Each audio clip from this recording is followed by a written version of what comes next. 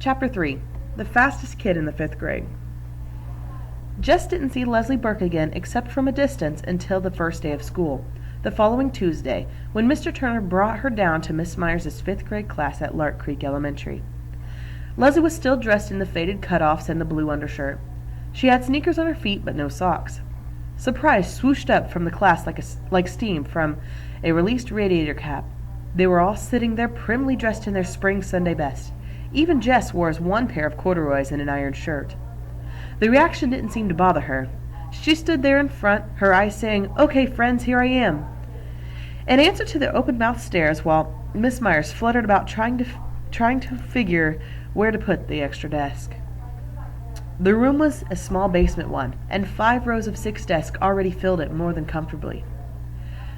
31, Miss Myers kept mumbling over her double chin. 31. No one else has more than 29. She finally decided to put the desk up against the side wall near the front.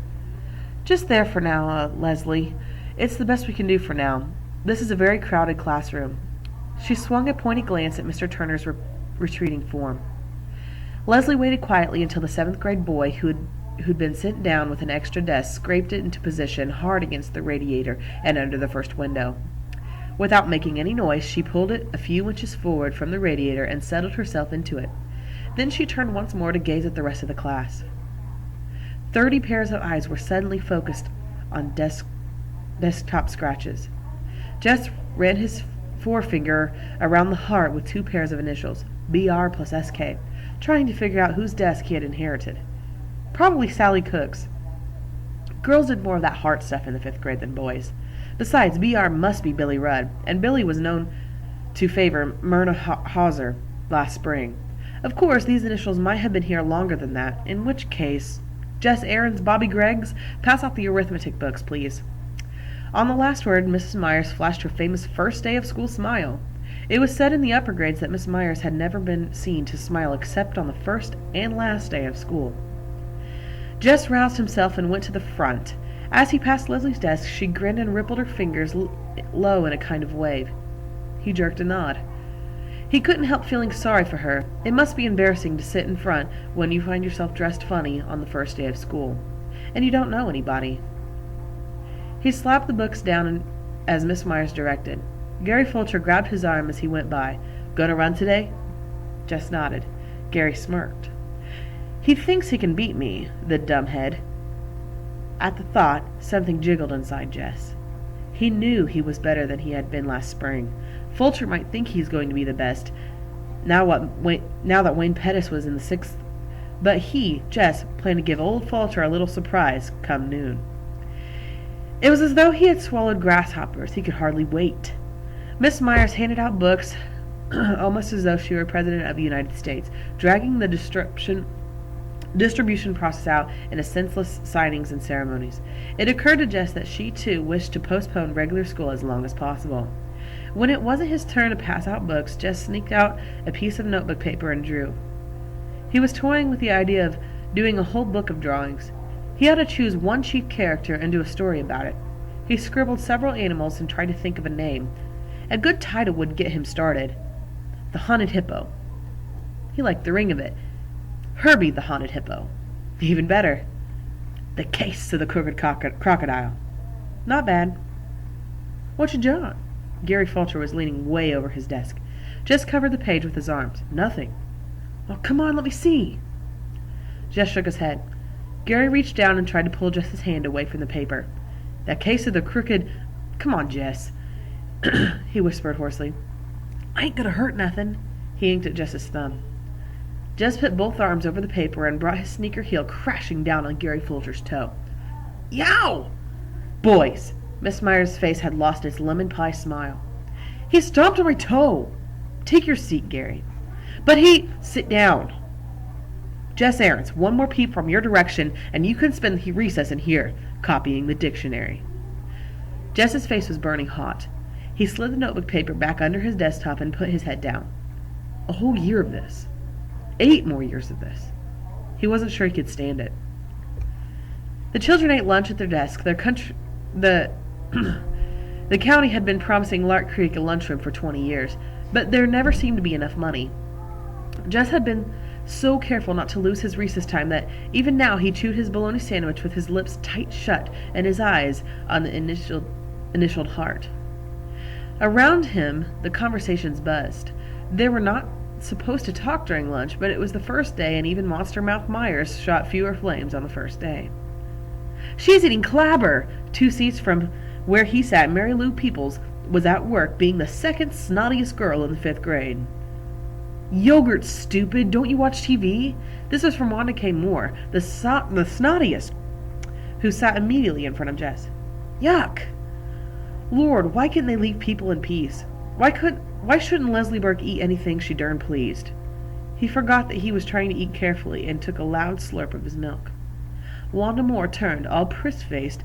"Jess Aaron, that noise is pure repulsive." He glared at her and gave another slurp. "You were disgusting." Bring! The recess bell. With a yelp, the boys were pushing for first place at the door. "The boys will all sit down." Oh, Lord. "While the girls line up and go out to the playground. Ladies first." The boys quivered on the edge of their seats like moths fighting to be freed from cocoons. Would she ever let them go? "All right, now a few boys." They didn't give her a chance to change her mind. They were all halfway to the end of the field before she could finish her sentence. The first 2 out began dragging their toes to make the finish line. The ground was rutted from past rains, but had hardened in the late summer drought, so they had to give up on sneaker toes and draw the line with a stick.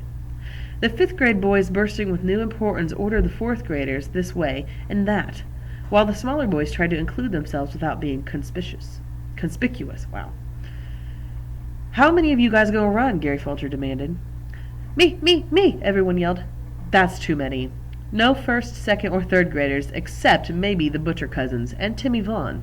The rest of you will just be in the way." Shoulders sagged, but the little boys backed away obediently. "Okay, that leaves 26. 27, stand still. 28. You get 28, Greg?" Fulcher asked Greg Williams, his shadow. "Right, 28. Okay, now, we'll have eliminations like always. Count off by 4s, and then we'll run all the 1s together. Then the 2s. We know. Everyone was impatient with Gary, who was trying for all the world to sound like this year's Wayne Pettis. Jess was a 4, which suited him well enough. He was impatient to run, but he really didn't mind having a chance to see how the others were doing since spring.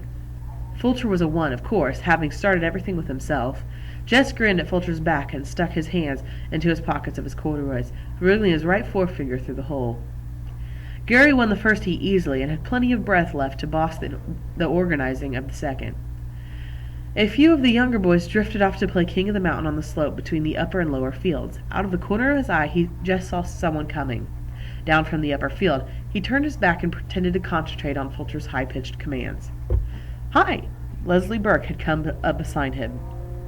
He shifted slightly away. "Oomph. Are you running?" Later. Maybe if he didn't look at her, she would go back up to the upper field where she belonged. Gary told Earl Watson to bang the start, just watched. Nobody with much speed in that crowd. He kept his eyes on the shirt tails and bent backs. A fight broke out at the finish line between Jimmy Mitchell and Clyde Deal. Everyone rushed to see. Jess was aware that Leslie Burke stayed at his elbow, but he was careful not to look her way. "Clyde," Gary Fulcher made his declaration. "It was Clyde." "It was a tie, Fulcher," a 4th grader protested. "I was standing right here." "Clyde Deal." Jimmy Mitchell's jaw was set. "I won, Fulcher. You couldn't even see from way back there." "It was Deal." Gary ignored the protest. "We're wasting time. All 3s, line up. Right now." Jimmy's fists went up. "It ain't fair, Fulcher." Gary turned his back and headed for the starting line. "Oh, let 'em both run in the finals. What's it going to hurt?" Jess said loudly. Gary stopped walking and wheeled to face him. Fulcher glared first at Jess and then Leslie Burke. "Next thing," he said, his voice dripping with sarcasm, "next thing you're going to want to let some girl run."